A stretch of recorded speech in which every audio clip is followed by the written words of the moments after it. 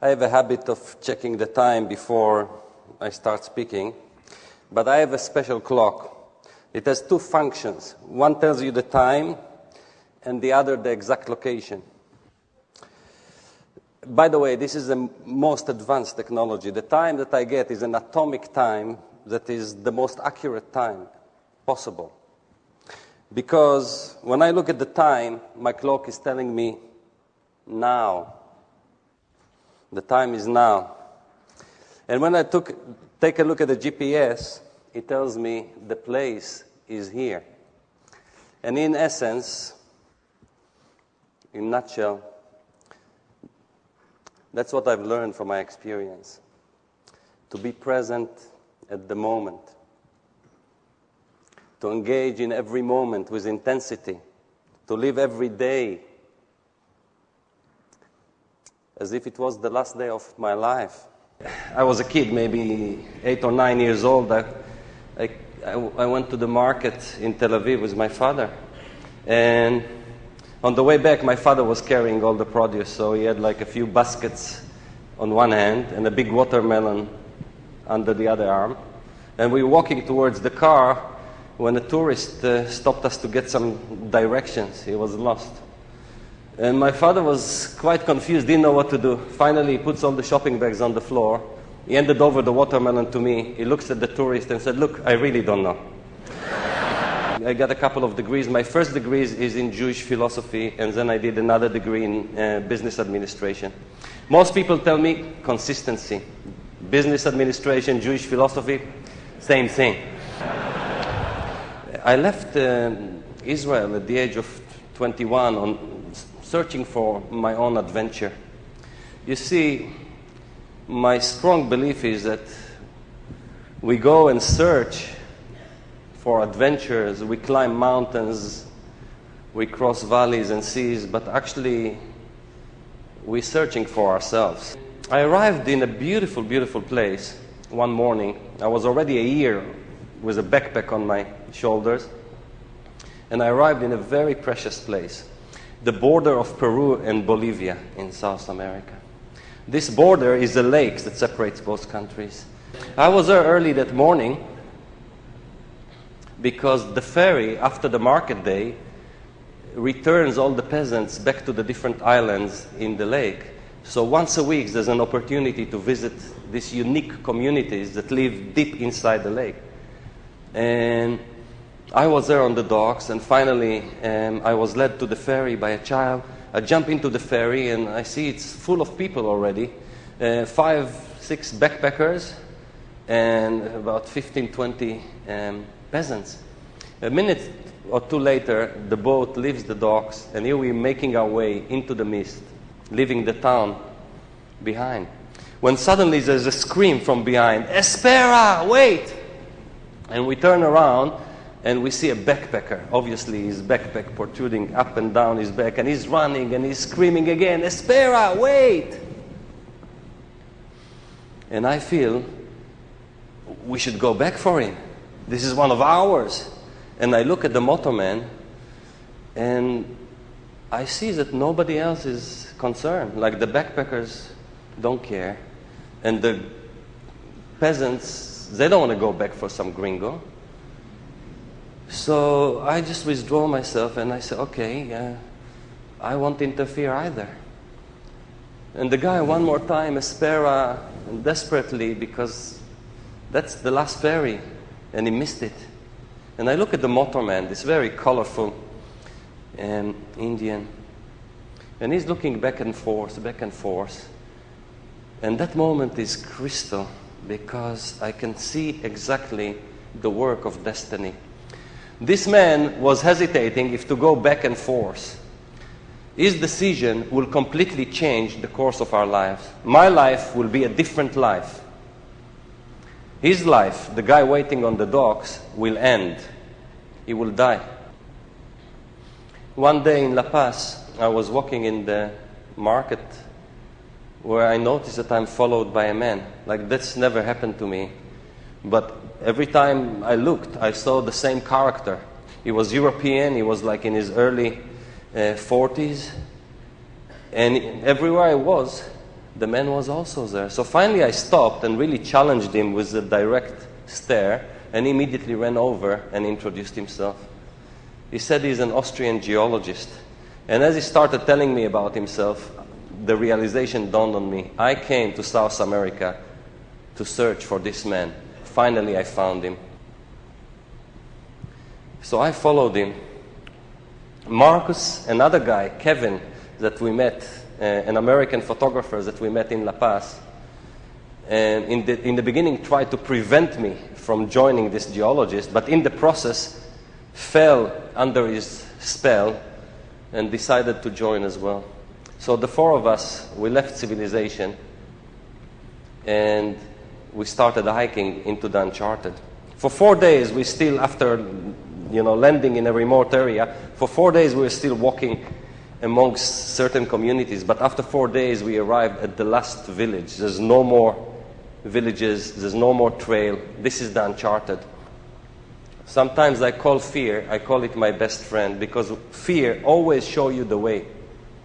When fear rises, it shows you the way. And as the flickering light of the fire, I saw that under his mosquito net, Kevin's eyes were open. My eyes were open. Marcus was sitting there by the fire and crying, and we wouldn't get up. We wouldn't get up. And then the fire gradually died, and Marcus stayed there alone by the fire. And as the last ember died, the darkness came. And the darkness in the rainforest is like no darkness that you ever seen, because you can feel it. It's like somebody throwing a blanket of dark felt on your face. You can actually touch the darkness and you cannot see through it. It's so dark. You cannot see your fingers through it because the canopy swallows every light. There's no stars and there's no moon. There's only heavy darkness. A couple of days later, Marcus was injured as well. His feet were covered with some fungal infection from the constant moist, because we were walking without a trail. We needed to fight for each pace forward. Carl said, leave him behind with one of you. One of you stay with him. The other one will go with me. We'll make contact with the Indians. We're just only 2-3 days away. But it was mainly Kevin that convinced us that we cannot leave anybody behind. If we cannot keep on going and make contact with the Indians, we better turn our back. However, on the way back, we came to a big river, and that gave us an idea. Instead of walking all the 2 weeks back to the same village, why don't we build a raft and shoot this river all the way where it merges into the Beni River, one of the major rivers in the Amazon. So with that new excitement, we built a raft. The strange thing was that Carl was against us. He said, no, that's a grave mistake. Very soon we realized why. He couldn't swim. This omnipotent jungle guide couldn't even swim. And that caused the real trouble, because they started fighting over leadership. As I learned before, a real leader is one who makes more leaders. Carl wasn't a real leader. Carl couldn't even swim, but he wouldn't give up the leadership. And the two of them were like two wolves in a pack.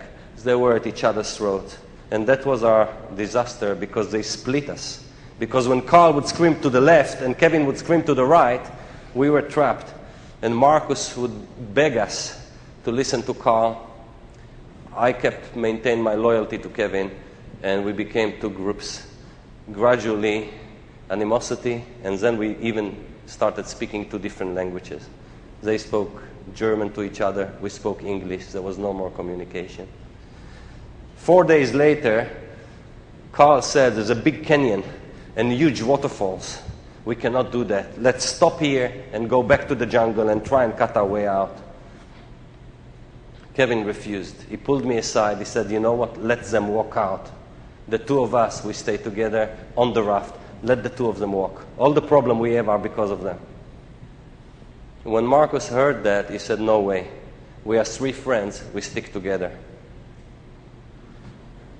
But we refused. We said, no, you walk with him.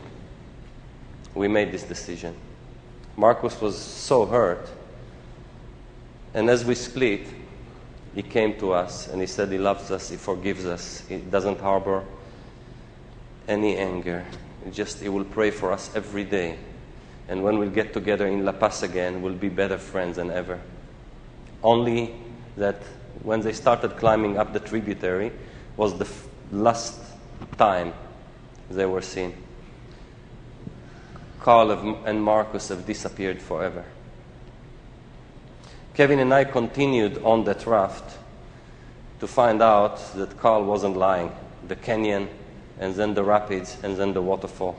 Sheer walls were building from both sides. There was nothing we could do. And then a huge rock, and then the crash, and the raft is caught above the waterfall, and we are, like hanging over a waterfall. Kevin is screaming, we have to push ourselves into the waterfall because there's no other way out. It's scary, but it's getting dark, and it's scarier to get stuck there for the night. But the raft, no matter what we do, the raft wouldn't budge. And then Kevin says, no choice. I'm going to try and make it to the bank, throw the machete after me, I'll cut some vines, I'll make a rope, and I pull you out. As he jumps towards the right bank, because he's such a big guy, he pushes the raft over.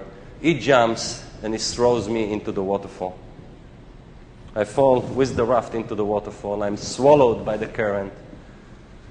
When I'm finally popping back to the surface, I remember that because for a long, long time I was in the guts of that river, and the pressure on my chest, and for a split second I've opened my eyes and it's all dark, and the current, and I'm holding and holding.